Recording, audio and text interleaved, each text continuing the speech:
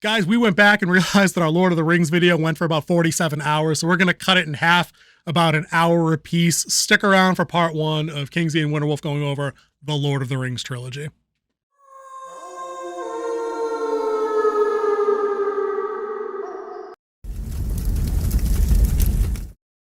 But they feel not human. They're lit in a way that they glow. They walk slower than you while everybody else is walking at a normal speed.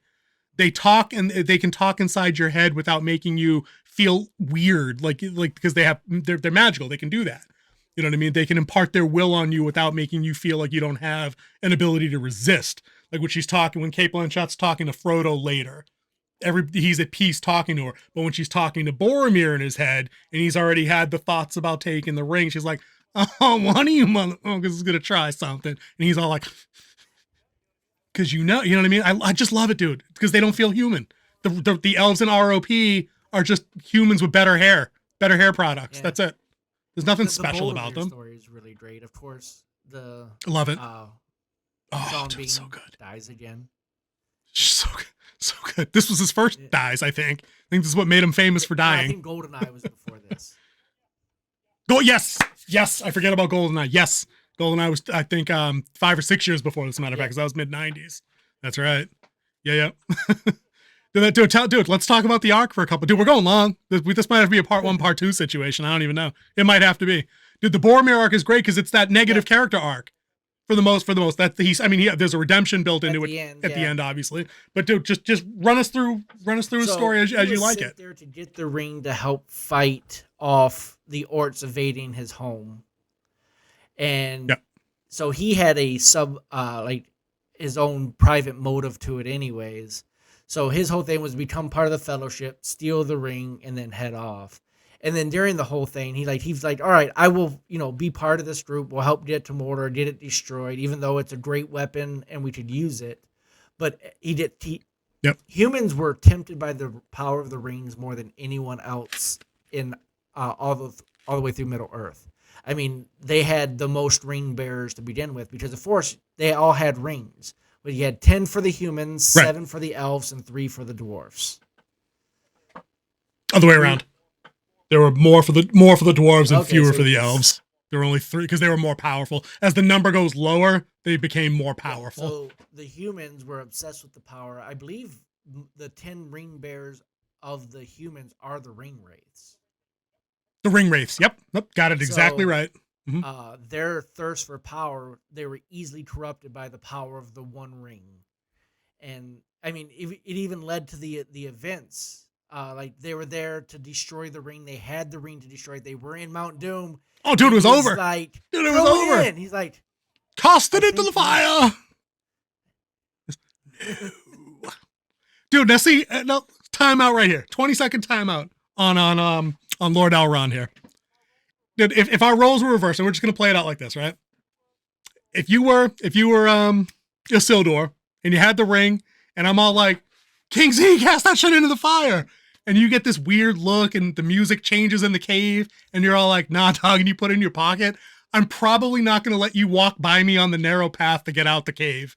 I'm sorry, dude. We go way back, but 3,000 years of all kinds of bad things can be avoided. It's like going back in time and not shooting baby Hitler. I'm sorry. It just is.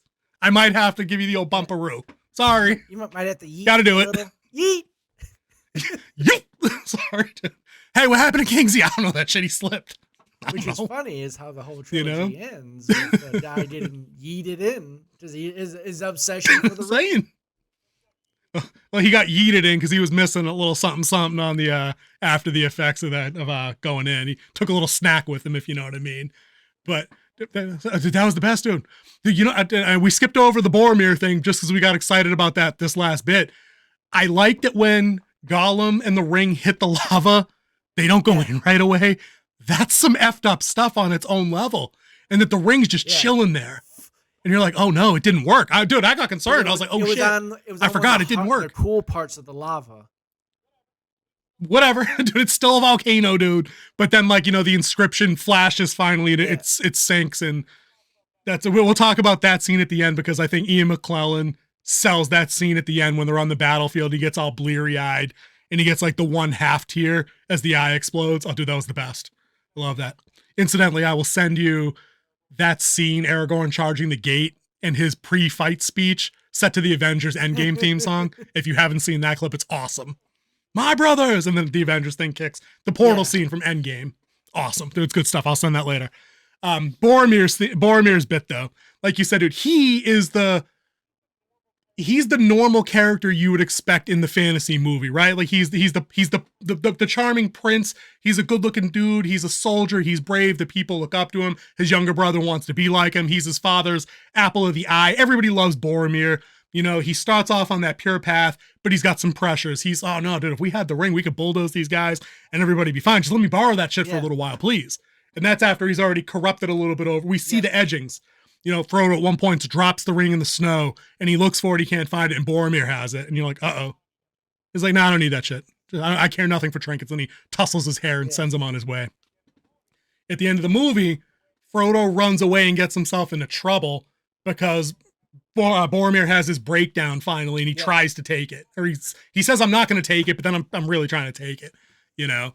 And then Frodo's off on his own. The fucking orcs are bearing down on him later because they rolled right into traffic there. Boromir shows up and John Wick's about 60 of them. It's pretty badass, right? He's holding his own. He's blowing the horn for backup, but the others are a little bit out of the way, and it takes time for them to get there. Walk us through the death, because the death is awesome. He tries to get on Frodo, because Frodo's still scared of him at this point, too. He gets Frodo to, he's like, trust me, run, I will take them. Get that to Mount Doom. It is not good in my hands or in my presence. And then he goes off and he starts fighting the orcs. And he's hacking them. He's taking them down. And all of a sudden he did that first arrow in the chest. And we're not talking about an arrow that we're used to. We're talking an orc. No, dude. This thing was huge. Dude. Coming in and like... It's thicker than a pepperoni, dude. Like the shaft of that arrow is like pepperoni length. It nails him in the chest. But it doesn't slow him down. Not the first one. He keeps going. Nope. It was the second one where he starts to stumble, and then the third. To stumble, the third one's what does him, right? That second one, he just starts fighting with like the one hand because he's got the dead limbs. He's got 2 hits here. That third one of the gut, though, that's a wrap. And it's so crushing because the last frame, he goes down to his knees and he's watching orcs rush past him in the direction of Frodo and Merry and Pippin and everybody he was trying to guard against, you know what I mean? He just goes down. And then, of course, that segues into probably the best quick duel in maybe the whole series, where, like, the giant Uruk-hai, like, their captain, he had a name, I forgot it. He lines up a shot, and he's about to just, like, get him in the face. He's about to put him down with, like, a bolt to the face. And fucking Aragorn just flies in Superman punch style and intervenes, which is some good shit. I love that. Because they had the contentious relationship the entire movie, where at one point when Aragorn's true identity as the rightful king of Gondor, from where Boromir's from, whose father is kind of acting as steward, he's like, dude, Gondor has no king. Gondor needs no king, bitches. And then, but of course, he fights valiantly, and he's like, oh, I failed, I didn't do this.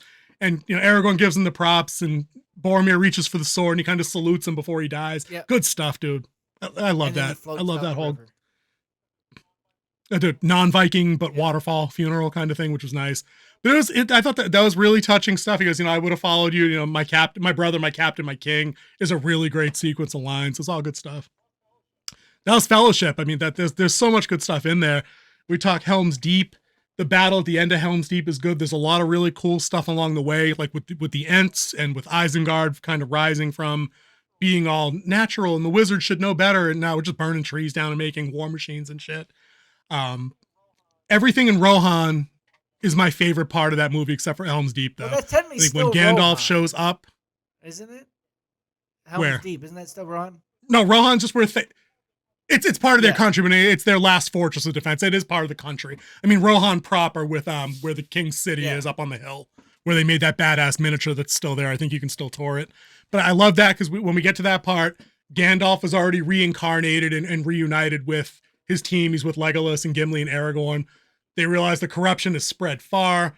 We get into the Theoden stuff like I talked about earlier, and Gandalf revives Theoden in time to realize that Theoden's son was killed in combat while he was under a spell, and he didn't know his kid was out there battling in his name. There's a great scene in that extended cut where the cousin, whose name I can't, the blonde girl, It's not. Is it Eowyn? Yeah, it is Eowyn because Arwen's the elf, Eowyn's the human. She sings this funeral song, Oh, and she's not a classically trained singer, so her voice cracks and warbles. But because she's it works. emotional, it sells it as like, dude. Oh, dude, Totally it plays. kills. It kills. And then we get the scene with Gandalf and Theoden by the grave. No parent should ever have to bury their child, dude. Yeah. Dude, in dead end video, can't. It's different now, man. Let me tell you. And he's like, It's different. He's like, All good stuff. Was it the other writers were like banished, and so they rolled off. And Yes. they're like, can we still Yep. catch them? And he's like, we can. And He's like, oh, I'm gonna give it a shot. Do they hint around? That's why he said, dude, I'm gonna go out and try and get him. The defenses have to hold till the fifth day. That's that whole bit. I love that. It's staying faithful to the cause and doing everything you can. One of the best scenes that comes up right before that, and this will be my last, I think, favorite scene for Tower, so we can get into some of the King stuff. When Gandalf comes out of the woods and now he's that whole thing is awesome, by the way, too. But F you spoiler guys, because you guys that made the trailers put that scene in the trailer back then, where it's basically revealed that Gandalf's back and he's the figure in white. They, instead of just leaving it ambiguous to whether or not they met up with Saruman in the woods, because the movie kind of leads you into they say the white wizard walks here. And until this point, your whole frame of reference with the white wizard is just Saruman. So you're like, oh shit. Right, dude, there's a danger in the woods, but it's actually Gandalf reincarnated because, the deities as they be decided Saruman's not our guy. We need to go ahead and rehire, But Gandalf summoned Shadowfax, his horse, and I love that. I love that song and the white horse kind of just coming towards the camera. And he's like, he's been my friends through many dangers. And they kick off the badass music as they're just riding across the countryside over to Rohan. I love that. Dude, everything about this movie is beautiful. Everything. There's nothing, they do nothing wrong. There's nothing I would change about these two movies. No, not at all. Can't do it. Dude, you got a favorite scene from Return of the King? Return of the King. It has to be the part where Aragorn shows up, and they're like, "Oh, just one guy with a sword," and then you see their ghosts show up, and then they come. Yeah. Dude, that was a good whoop whoop moment, but I didn't like that as much as the Rohirrim coming back in Towers. It didn't have the emotional punch for me, but I did enjoy that scene though, for sure. That whole thing, like, oh, it's just one guy. It was an FU, like, yeah, for sure. Oh, dude, and then the ghost just mobbed them real bad. That was definitely a good one. For me, I think Return of the King has a bunch of good ones. Most of them, again, come to the end when, like you said, the odds are against them pretty much every step of the way at this point. They're always outnumbered. They're always outgunned for the most part. Theoden's speech on Pelennor Field as he's riling his troops up, and the actor kind of goes off script a little bit. He's given the lines, but it was his decision to ride across the line of pikes and tap salute all their spears with the sword kind of thing. That's all good shit. And then, they get into the cavalry charge. The music starts swelling. It picks up. This is like the first time you see the orcs afraid because the orc captain's like, fire.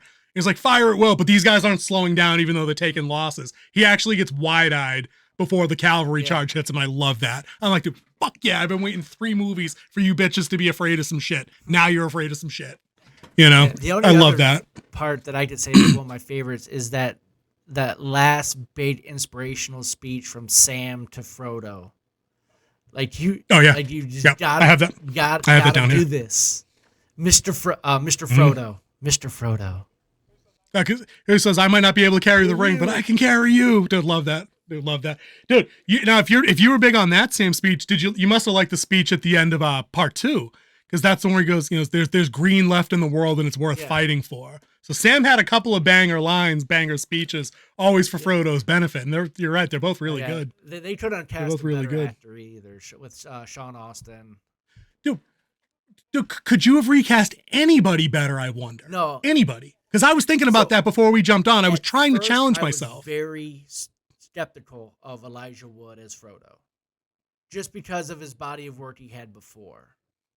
But I mean, true, I could see that. But he looks like a hobbit. I was trying to skeptical of Ben Affleck as Batman, but he actually proved me wrong. Me too. Batfleck was pretty good because he was the only thing worth a damn in that movie. Yeah, Batfleck was the only thing worthy in that movie. That's an apt comparison.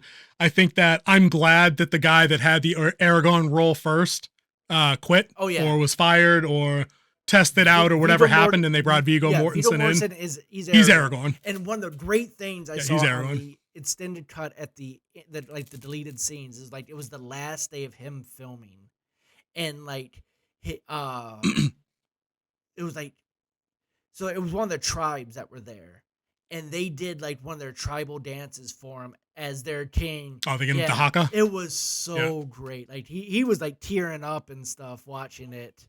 I believe it. He seems like a straight up dude. It was his guys, like the guys he was always with. I don't know if he was their security detail, but I think some of them were gripped, some of them, but it was his guys. This is guys, his squad. It was just, that's cool to watch. Dude, I can see people reacting to him because there's another story out there. I don't know if you caught this one too, where the horse that he had for the second and third movies at Brago, it was the same animal, right? So he got kind of close with the animal's handler, trainer, whichever, who did not own the horse. They were just a staff trainer of the animal. And they got to talk, and I guess she had expressed an interest in owning it, but because of the breed it was very much so out of her price range. Aragorn heard that one of the studio execs wanted to buy the animal for his bratty daughter or something, and he went and bought the fucking horse first and gave it to the trainer. And I'm like, dude, my captain, my king, like that's like some Keanu Reeves buying all his stunt guys, the Ducatis the year he did that for like The Matrix Reloaded. There's a reason people like certain people, and that's one of them. I think let me talk about the Aragorn character for a couple, because I think the Return of the King he's in the title, it's his movie. He was the driving force behind a lot of the Two Towers stuff. With they had that scene where Legolas is basically like, oh, these people are fucked. None of them can fight. We're all boned if we stay here. And Aragorn's like, then I'm gonna die as one of them. Like, let me fucking just get ready to die peacefully. So he took over the franchise as far as I'm concerned at that kind of point. It was the Sam and Frodo show for most of the first half, and then from like Towers halfway through Return of the King, it's really Aragorn thing. So he has to come to grips, like you said, with the destiny that he walked away from. It was his great granddaddy that failed the ring, and it's his fault, and blah blah blah. So he thought if he stayed away from it, he couldn't bring even worse stuff into the world. He's got to come to grips with all that good stuff, and I think he does. That great effing scene where Elrond shows up in Theoden's tent and gives him Narsil, the Flame of the West. Narsil becomes Anduril, the Flame of the West. And of course, they hit you with that theme music. Elrond flourishes the cape off the sword. He's like, you need to take this shit and go to work because blah, blah, blah, everything that sounds much better. But did they even do the thing where like the light gleams up the blade of the sword as he's looking at it? And I'm like, dude, this is 2020. It's 2004 or whatever. It's 2004 Sword in the Stone, dude. Like, that's what this is. Like, this is like the sword being reforged. It was like the blade that was broken has been reforged. It's so good. And then when he flexes on your ghost buddies by extension, they got to go into the mountain to get the ghosts. The ghost's like, no, we don't work for anybody anymore. We're going to fucking kill you now. Legolas shoots an arrow. It goes through one. Gimli throws an axe. It goes through one. Ghost King like throws down the sword at Aragorn. He just comes up on the block and then pivots it right into like a neck slice move. And he's like, no. That line's been remade, bitches. Like, and then you're all good from there. It was so good. So good. What movie is like that now, dude? Why? Why is there nothing like it now? Because they're too scared to do something that's risky. They want to do stuff that would bring in money and bring in money alone. Is being heroic risky? It can be. Is not being cynical risky? Oh, dude, that's sad. It's sad because if they make a movie good right now with these themes, and Dungeons and Dragons was as close, I think, as we had an opportunity to do that, but they went with the more effectively comedic tone for that movie. Like D&D but no, dude, a little bit more because D&D is more, that tabletop. Yeah, of course. Fun. It's RPG camaraderie. Yeah. No, of course. But I think competently done. Anything that's sword and sandals, sword and sorcery. There's elements like you said about found or chosen family and doing the right thing and never giving up. Like those are classic. Those aren't tropes. Those are ideas. You know what I mean? Those are themes. People rally behind themes and symbols. To have anymore. Yeah, it's funny. Isn't that funny how that keeps coming up? You're not allowed to laugh at anything or be aspirational or be inspired. It's funny how that happens, isn't it? Yeah, so did you have a favorite part beyond the ghost thing in Fellowship of the Ring? Not Fellowship, in Return of the King. I mean, this was the only 3-hour movie I went to the theater 3 times to see. All right, so there you go. So it's a pick. It's a top pick for you. Gotcha. So you're probably digging most of the movie then would be my night, feel. by myself. Yeah. and then I went again with, I believe, my brother, because he wanted to go see it. And then I was with a group of friends who wanted to go see it. I'm like, let's go. I mean, what are we waiting for? Let's do this. Dude, that's how I was with the first Avengers movie. I was like, dude, yeah, you haven't seen that shit? I'm in. Let's not talk about it. Let's I got you. I'll drive. Yep. Yeah, dude, I love that. I think when I was in that age of seeing this movie for the first time, I was one of those dickheads that didn't like the 5 endings, that didn't like that this movie kept going on and they kept saying goodbye to one more thing and one more thing and one more thing. You know, current age, I watched that and I'm like, dude, it's just you have to have the last chapter in a book. You need that. I need to see everybody going off to where they need to go. You know, it wouldn't be right to not have the coronation scene. Dude, what? Dude, my friends, you bow to no one. And that comes 3 seconds after this guy's he's being crowned king that he didn't want. He knows now he's got to serve all these people. He's got to be a good king. He never asked for nothing. And then Elrond's there. Elrond brought a little coronation gift. Moves the flag thingy, the banner thingy out of the way, and Arwen's there. And if you don't grin like an asshole when that happens, dude, just unsubscribe, guys. I don't Which, care. I mean, is a huge, because she chose to be mortal at that point because the power of the elves was dwindling in Middle-earth, and they were heading back to their homeland. They were on the last boat out. Right. They were on the last boat out to Valinor. Their power's gone, so is their immortality. So she's choosing love over immortality, which you ask some guy on the street today, and they would choose immortality 9 out of 10 times. Yeah, I've seen enough already. I'm good. Almost like give me the blue-eyed, brown-haired elf that turned all that down for me. Sold. You know what I mean? That's just how it is. But I just love that it's that everybody gets what they needed and what they wanted at the end of that. You know what I mean? Gandalf's alive. He has the power. He probably didn't want to be Gandalf the White, but he's who he's supposed to be now. You know what I mean? Gimli and Legolas are back where they're supposed to be. They fulfilled their mission. They're friends. Race relations are better between our people now. Aragorn, after for all he's done, gets the crown, but he gets the girl because he probably just wanted to go live a quiet life and have the girl and be happy and never pick up a sword again, ever. I love that character. Saying, I love that meme. I love that meme when they apply it to video games. Like you've stopped playing Call of Duty and you're only playing single player indie games. It's a quiet life, but a good one. You know what I mean? Like I love that. And but then it ends on at that scene at the coronation. It ends on the hobbits. All these guys wanted for the entire movie was just respect because they were smaller people in a bigger world. And I think Pippin says that to Merry at one point, or vice versa. He goes, he says, let's go home, Pip. This world's too big for us. So they had that moment of doubt where they're like, what do you want us to do? Like, you know, a long sword to us is like a throwing knife to human beings, you know, like, nah, we gotta go home. But they're the only 4 people standing on that entire castle courtyard on the mountain. I love that. I was so good. The imagery was so good with that shot. And it was also about the most unlikely hero. That was the big thing. The most unlikely hero, the smallest of the people. Yep. But I got one more thing for you on this one. What is the dude, we're here. Scene in cinema? Oh, gotta be that dude eating the grape tomato. I mean, that scene. Disgusting. Oh my. Denethor, I think. Yeah, dude, disgusting. Yep. No. Dude, it's just weird, dude. I mean, we watch a lot of horror movies. We've seen some strange stuff. Like him eating that grape tomato. You know why it's weird? It's because he's a psycho, and it's like, and it's so masterfully done because it's being played over the death of his son. Pippin's song. Right, while Pippin's singing the sad song, right. But what's happening elsewhere is basically Faramir riding to his death. You know what I mean? It's just, and then like as he's dying is like grape tomato, weird.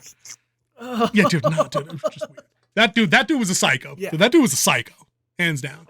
Dude, I did, you know, we didn't talk. It's weird. We got through an hour and a half of Lord of the Rings chat, dude. We'd be remiss if we didn't at least just mention the magic system. Except you can't, because it's largely the kind of magic system that's opposite of Brandon Sanderson's. It's not well explained. It's the non-existent, mysterious kind, and you never. I'm trying to think of like in the trilogy proper.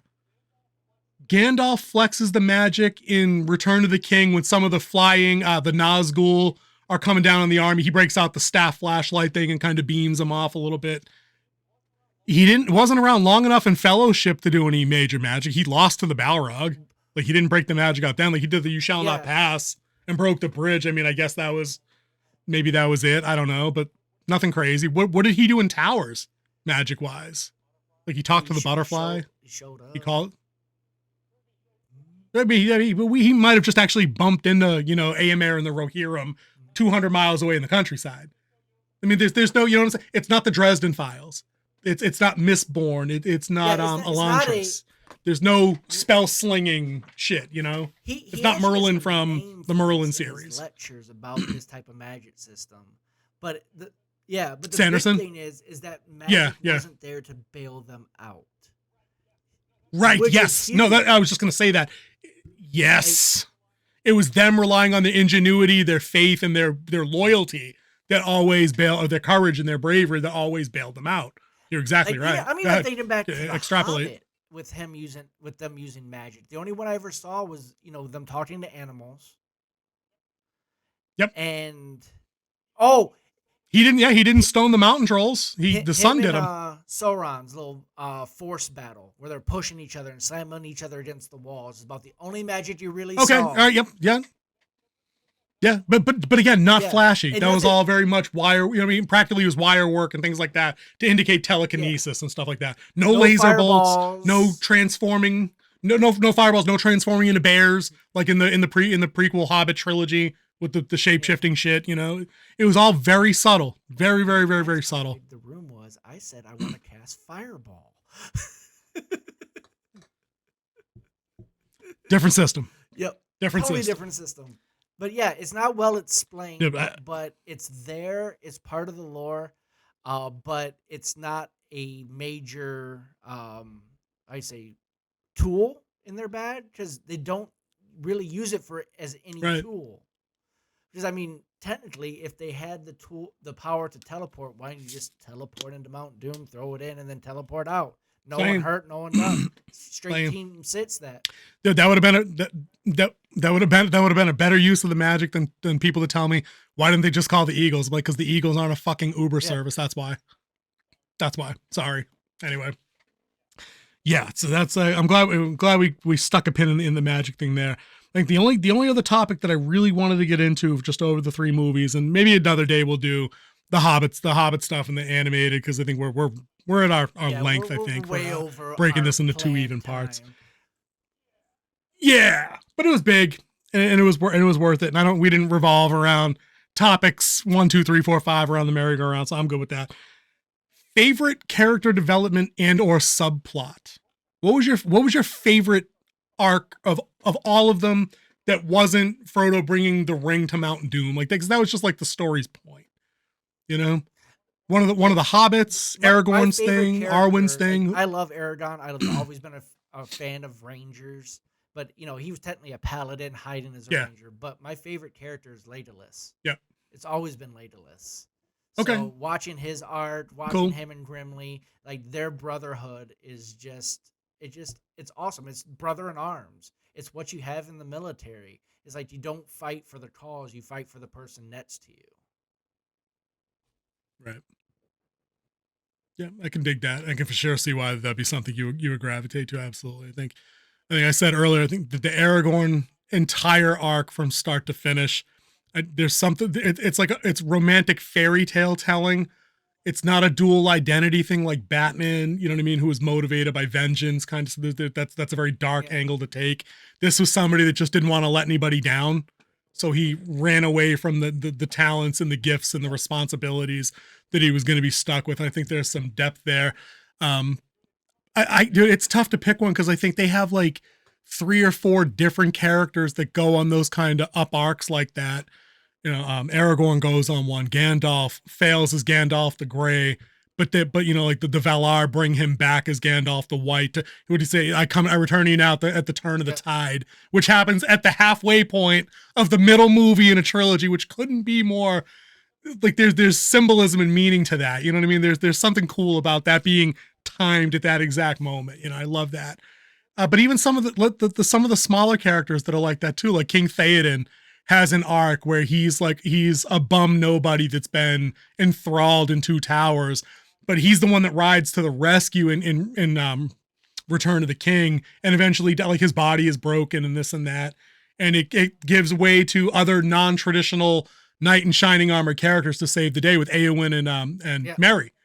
And let's just to talk about that scene real quick, because I've seen it brought up a lot, where people would be like, it's a still shot of Angmar the Witch King dealing down Eowyn, and him being like, I can be defeated by no man. And she yanks the face plate. She goes, I'm no man, and stabs him in the face. And certain people out there are like, oh, if they made this today, people would call it woke. And I'm like, no, it's not, because she earned that. She did all of the right things and was likable for a movie and a half and overcame great fear to be in that spot, to do the right thing. You know what I mean? To avenge her uncle who she loved. You a-holes. It's not a girl power moment. It's a human moment. It's a bravery moment. It doesn't need a label. It just needs to happen. That's all. Right. That's the thing, is that it's been happening for years, and people just want to, like, we've talked about modern filmmaking, modern, like, today's TV shows, today's movies. We're looking at you, Disney. Mm-hmm. Here's one huge stat about this. 3 movies, over $4 billion earned, 11 Academy Awards, no set scene, no naughty words. Good point. And that $4 billion is not adjusted for 2023, by the way, people. Like, you know what I mean? Like, they earned that money 20 years ago when there were half as many theaters, not as widespread global release parameter, and ticket prices were about 40% to 60% less than what they are now. Where I remember exactly what I paid for the ticket back in Worcester, and then it was about $8.25. Yeah, it was 8.25 and 8, depending on where you live. Yep. We were $8.25, because now we're almost double that now. 20 years later from this movie. That's why it's about 40 to 60%, depending on where you are. Ticket prices differentiate there. So to King Z's point, Disney, go look at how New Line made these movies 20 years ago. They obviously know something you don't, because they were able to accomplish so much when they actually just put messaging and agenda aside and hire people that care about the IP. I was talking about the other day too. It's like, we have all this technology that's supposed to make our lives better, faster, and make us more intelligent, easier. And through and through, it's made us lazier, dumber, and more dependent on other stuff than it has done anything else for us. Oh, and more short-tempered, I would add to that, and more anxious and eager and over-consuming of things, for sure. Because I think the expectation now is, because so much stuff can be done with green screen effects, or with AI and things like that, that there's no reason things have to take a year and a half or 2 years to produce, and that we're incapable of waiting. Like, if they said, God forbid, that there was a new Star Wars trilogy coming out, we would all expect it to be done lickety-split in 5 seconds and not allow for production time of these things to come out. I mean, look at these crappy shows that we covered this year on TV, on our various streaming services. The reason they suck is because they're all rushed. There was nothing likely rushed about. I mean, there was hard work and crunch that went into making these, I'm sure. Like you said, over 26 months, people flown off from their families on contract for 2.5 years, a lot of times halfway around the world or more to get over there, to New Zealand. So yeah, no, but it all comes out in the end. And this is one of the most celebrated film trilogies of all time. It always will be. There was a joke in Jay and Silent Bob Strike Back where they're clowning on one of the movie burger fast food restaurant workers.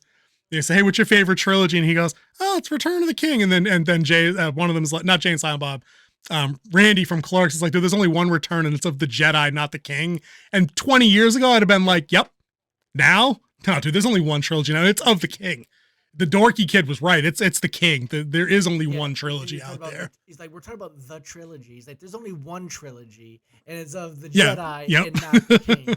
It was like, you're literally watching 3 movies about walking. And not the King. Yep. To disagree. In retrospect, hopefully Randy grew up like I did and can now appreciate this movie for this trilogy for what it is. But no, let's get into our wrap up phase here. I wanted to ask you, we were clowning earlier a little bit. The Return of the King got its gruff from plenty of people back in the day for never ending and just always having all the ending sequences that it had, where Frodo wakes up in the bed and in slow motion, like all his friends are back in the room to see that he survived and this and that. So that's like ending number 1, right? And then we get back into the Shire. and it's ending number 2 because Bilbo's getting on the boat and That's a he's Riverdale. sailing away, or it might not be so. Oh yeah, that's right. That's at Riverdale, right? So he's going away, and then we leave that, and we're back in the then we do the coronation thing, and that's an emotional high point in the movie for sure, you know. And then we move away from that, and we're in the Shire, and we're doing the tavern thing, one of my favorites, you know, like they're drinking, and then Sam does the gets married to Rosie kind of thing, and the music is perfect. And then we move from that, and we realize, you know, Sam's walking away, and I think he realizes that Frodo is going to go with them, that the ship has arrived, and Frodo can't stay. He's seen too much. The wound from the Nazgul blade and Fellowship, it's corrupting his soul, or it's like it's just ruining his life. Like he'll never be happy again in the Shire, so he's just going to bounce, you know. And then Frodo leaves Sam the book to continue, or to just hold on to. You know what I mean?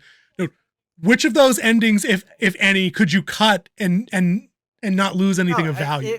It's needed. I mean, if you know Tolkien, you have the backstory of every tree branch in that story.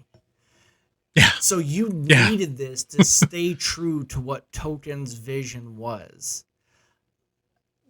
Without any of those, you have no big emotional payoff because you don't see the coronation of the king. So how did he return? What did happen? Then you see like his you needed that love and affection for the Fellowship, especially the hobbits. That's a great point. And then they go. The hobbits finally go home, and they realize, Frodo realized it's not enough. I think even Merry and Pippin thought about going with them, but realized they need to stay behind. And you know, Sam has a life now, so he has to stay behind. And then you have the ending of the elves in Middle Earth as they go to sail off to their ancestral home because their power in Middle Earth is dwindling, which they hint about in the first movie. It's not something new. And then Bilbo goes on his final adventure, like the one he always wanted. Now you can tell Bilbo's he's aged so much now that he doesn't have the ring. Like the ring slowed down the aging process, which is a cool magic trope in the world. Like when you have enough power, it slows down aging or it speeds up aging, depending on how you want to write it. Yep. So he's actually like caught up to what his actual age is, but he gets to go on one final adventure with the elves, and that's where Frodo chooses to go with them, and then they sail off, into the sunset. I mean, that's how it ends, and it's a story of Frodo told and of Bilbo. The story started with Bilbo with the Hobbit, and it continued on in the family line, and it just built and built from what the Hobbit established to what Return of the King became. And you needed this ending, plain and simple. You needed all of them because it tells the complete story. You have to finish the story. I think you're right. I think, like I said, in I say it all the time, and in retrospect, you know, with age comes the wisdom of, you know, you needed all this to wrap stuff up neatly, and you just have to be patient. That way these payoffs are allowed to happen after they've been, you know, craftfully established and just set up. Like you're cheating yourself out of something special if you try to eliminate any of these particular scenes, because it doesn't give you that gut punch through the end. Like I said, I think you can have people, I think, to have their favorites. Like I said, the coronation and Sam's wedding are high points for me, because I think those are the two characters that literally asked for none of this and asked for no trouble, you know what I mean, and gave literally everything they had. I mean, all the characters sacrificed and suffered and whatnot, but these two as archetypes, you know what I mean, deserved everything that they won in the end. And I think that they were wise, because if I remember right, there's more action that happens after the hobbits get home. There's the Scourge of the Shire, where remnants of like Saruman's forces need to be put down in the Shire. They hint at that in the Return of the, and I think it's in Fellowship, where they show Sauron's forces in the Shire burning shit and like whipping hobbits and stuff like that. I think that was lifted from the latter part of the Return of the King book, but I think they wisely avoided that, because I'm done. Like, I'm tapped at that point. Like, I gave you 3.5 hours at the theater to tell me a story, and you did. I didn't need one more jump scare of, you know, a band of orcs that need to be dealt with. You know, Sam needs to get the wheelbarrow and the garden hoe, and John Wick a couple of orcs. Like, I didn't need that. It was all very poetically, emotionally wrapped up with like several bows, albeit, and just stamped on and be like, all right, here's our 11 Academy Award winning thing, and we dare you not to give them to us because we're a fantasy movie and not like Rain Man or The Color Purple or something like that. You know what I mean? Like, it's You know what I mean? It's proof that you can do these kind of movies and make them mean something. I And do I think have that's an answer important. for you. The publication dates Oh, of the shoot. books were in 1954, 1954, and 1955.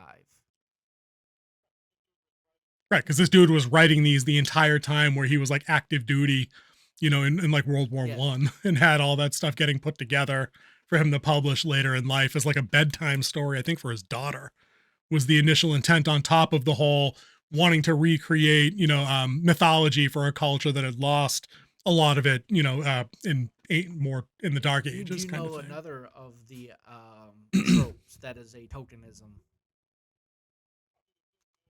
Oh, dude, there's millions. I mean, as soon as you say it, I'm The going to be like, good yep, guys smoke. for sure. Oh yeah, dude. Of course, the good guys love the leaf in this one. Are you kidding me, dude? Saruman rips on Gandalf. Maybe your love for the Halfling's leaf has clouded your mind. You know what I mean? He hits him with that a lot. When we meet Aragorn, he puffing one in the bar, Merry and Pippin rolling when in they it. come after the battle of Oh, dude, Sauron's Tower. couldn't put it down. I love that because when Gimli sees me, he goes, "Oh, it's two young hobbits and they're drinking and smoking," and he's all like having like a tism fit over it. It's hilarious. But that's a good one too. That's one of the funnier ones. But again, that's a trope now. Like that's not one of the good ones that Tolkien like establishes. Just, hey, this is how fantasy works. Like now 50 years later, it's the good guys smoke because we went through 15 years of people not. Who smoke now. It's always the villain now. Yeah, Are we back on that again? Because like, not the good guys. Oh yeah. I feel like in the 80s everybody smoked, and then in the 90s, right, and then in the 90s nobody did, and then in the 2000s nobody did. Now it's pretty much the villain smokes, and back then when this was established, it's the good guys who smoke. So we're back on that whole, if you're smoking, it's a one-dimensional character indicator that you're a bad guy, like wearing black. I guess so. We should probably find the link for that TV tropes site I mentioned. That's a pretty fun read if you get bored. I'm gonna put that in the description below. Dude, I think we covered a lot of great stuff in the movie trilogy. I'm kind of stoked that we didn't talk about Rings of Power really, or the prequel Hobbit trilogy, because I didn't enjoy out of one short that story. Out of one of the shortest books, and a lot of that crap that they made up is nowhere near anything that actually happens in the book because they had to make 3 movies. Cash grab. Yeah. I don't know. If you want to talk about that sometime, give me a call. I'm good without it. Lord of the Rings. They try to recreate it with The Hobbit, and I don't think it lived up to the standard. Like there's certain parts that I did like Bilbo. Yeah, for sure. Smaug, their little interaction, and I mean, yep. That's 2 really great actors doing their thing. Benedict Cumberbatch. Or if you want to say Sherlock and for Watson. Sure. Or Doctor Strange, or the other million things that he's in now. They're in the Sherlock series, the BBC Sherlock series, where Benedict Cumberbatch is Sherlock and Martin Freeman is Watson. I didn't realize they were both. I didn't realize they were both in that. Oh, cool, nifty. Yeah, I mean, cash grab, all 3 movies, annoying side characters, ineffective side characters that they invented. I mean, it's I don't know. The one thing I did see out of this, and the idea that popped in my head, is Middle Earth Land, where you have. One doesn't simply walk into Mordor zipline, and then the barrel water ride. Oh, you mean a real life amusement park? Yeah, dude, I could see that. You need to call your guys. You know what I mean? Call your guys down there at Universal and see if they can get the rights to that and put in something. The Great Dragon Chase that could work. You know what I mean? Something like a Harry Potter ride. There's nothing. And is there anything memorable? Like what's that stand up at the edge of your seat moment in Cheer? You know what I mean? In any of those movies, I mean, maybe when Bilbo saves Thorin from the fake white orc at the beginning, like when all those guys are up the burning trees, and he's kind of the one that jumps out when it looks like he's gonna die. They roll the theme music, and then Thorin's guys come in, and there's a little bit of a battle. Like that's kind of cool, I guess. But like, there's not. Came out of the first one. It's very cheap. Song that the dwarf song. Yeah. That was yes. Yeah. Like if they just did the 2 movies. Without the Battle of the 5 Armies, it would have been fine. I think they could have got away with the Yeah. 2 movies and then ending with the killing of Smaug and the Black Arrow that took his heart. I think. Yeah, I mean, because that's how let's just do it then. I mean, that's how the cartoon ended. They had the Battle of Five Armies after Smaug was killed, and then they were going to argue over the treasure. The battle happens. Thorin dies, but not before he tells Bilbo that he was right. You know, if more people valued friendship and food over gold and silver, the world would be a merrier place. Yada yada yada. And it's all very solemn, very somber, and it brings the journey full circle because then Bilbo goes home. Gandalf's like, oh, you know, you're entitled to a lot more money. He goes, took more than I could ever need. And then Gandalf be like, oh, your story rings true. It certainly has a ring to it. But he basically knew this dude had the fucking ring the entire time. You know, so why were you surprised later? I don't know that shit. The one thing I think the animated version of The Hobbit got better than the live action movie was the interaction between Gollum and Bilbo. It was creepier for sure. 100% sure. It was weird. By extension, I will say the goblins in the animated thing are nightmare fuel. If you're a kid, nightmare fuel compared to the CGI, bumbling, blubbering. They look, I mean, of course the cartoon looks fake, but I mean, CGI is not scaring anybody. It's just not, but them bright-eyed, saber-tooth, underbite having goblins from the cartoon, the spiders from the cartoons, pretty creepy shit. You know what I mean? I mean, the cartoons out there. There's also cartoon versions of the Lord of the Rings trilogy. I remember them, but I don't remember seeing them. You know what I mean? Called Lord of the Rings. What? I thought there was 3 cartoons that handled Towers, Fellowship, and Return of the King. I can find there was 3. I can only find 1. Interesting. Okay, then that might be it. Then that might be it. Because I remember seeing bits of it as a kid, where like the ring wraiths showed up for that for the tavern scene where they basically hacking up the beds, but Aragorn's already moved them over to the other bed. I remember that distinctly because that was terrifying as a kid. Terrifying, but I always thought there was a movie for each of them. I'll have to go back and look. One new animated one coming out in 2024. Yep. War of the Rohirrim? Yeah. Oh, dude, fingers crossed, man. It would be cool to see new stuff in the world that isn't Rings of Power, because I believe the rights holder for that isn't Amazon. It's the company that acquired certain rights from the Tolkien estate before Amazon did their big takeover. So it may actually, and it's animated like you said, so it may actually stand a chance. It may actually be interesting. Who knows? I'm trying to find the we can only hope. Right here, production company, Middle Earth Enterprise. It's definitely not Amazon. Yep. See, so that it's not the geniuses over at Rings of Power don't have any. You have no power here, witch. You know what I mean? Yeah. It's that. So, well, fingers crossed then. You know, fingers crossed that we get a good game sometime. It's been ages since a good Lord of the Rings game, MMO or otherwise. They had a really good one on the Xbox. It was like Middle Earth Second Age or something. It was like I don't even remember the genre, how I would call it. It had a skill tree. It wasn't really open world, but you had to like invest points and unlock fighting techniques and things like that. It was cool. It was kind of grindy, like RPG-ish, but not turn-based. It was fun. Oh yeah. Shadows of Mordor and War for Mordor or whatever. Yeah, I like those are fun. I played. I beat the first one. Yeah. I never really played the second one. Me too. The second one opened up a lot of stuff with like the rival system with orc captains ranking up as you killed the one next to them. Like each one you beat would power up the one next to it. So that shit got challenging down the line. That was a really cool expansion of that game. But that's a topic for another day, because I think we have covered the Lord of the Rings trilogy. Obviously, we both liked it. I'm just going to speak for Kingsley on this one. Obviously, it's a 5 out of 5. There's no nitpicking points off of the trilogy here. It's a 6 out of 5. I'll give it a bonus point. Yeah, you know what I mean. It holds up over time, and it will hold up for. Yep. It's one of those ones that will hold up all time. It's one of those ones that people will talk about for years and years to follow, just because of how well it was done. And like I said, they caught lightning in the bottle with this one. Yeah, definitely 5 out of 5, 10 out of 10, A+. I don't care what rating scheme you want to say. Me flying around the world to go see it. Yep, that's it too. So, me sitting 10 hours in a movie theater to watch all 3 extended cuts. Yep, that's going to happen someday. But yeah. Can't blame you. I think, like you said, man, if this isn't in what we call it, the AFI Congressional Film Vault, where like they put a hard copy print in like the secure bunker underground. That way, when the asteroid hits, like someday, like human culture can recover this along with like the seeds for corn.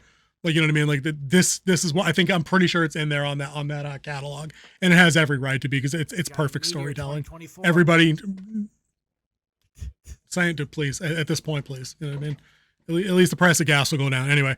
But I think that's going to do it for us, guys. King Z, do the readout thing. I'll let you have the final word. Guys, I'll see you next time. King Z is going to take us out. If you sat here this long, tell us what you think of the Lord of the Rings. Leave us a comment down there in the bottom. Hit that thumbs up. Hit that subscribe. Hit that notification bell. Remember, we're on a push for 200. So get us to 200 before 2024. All right. Well, since I'm closing us out, and there's only one way to do it, and that is the camera goes black.